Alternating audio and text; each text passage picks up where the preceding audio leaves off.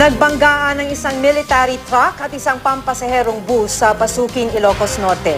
Isang sundalo ang namatay habang 15 ang nasugatan. Base sa investigasyon ng pulisya, nawala ng kontrol sa manibela ang driver ng truck matapos sumabog ang gulong nito sa harapan.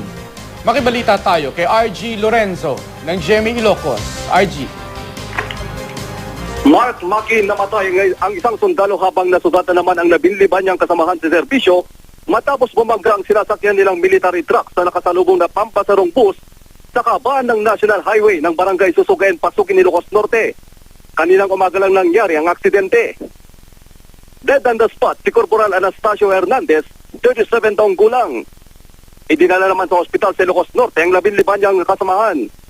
Ayon sa isang sundalong lulan ng truck, galing sa Isabela ang kanilang grupo at pauwi na sana sa kanilang campus sa Abra ng maaksidente.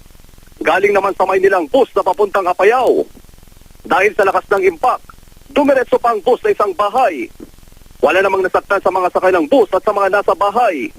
Kwento ng driver ng bus, iniwasan niyang truck dahilan para mawalan siya ng kontrol sa manibela.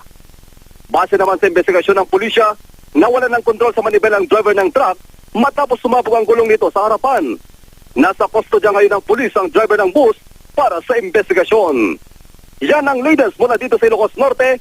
Archie Lorenzo, Nagbabalita, Pilipinas.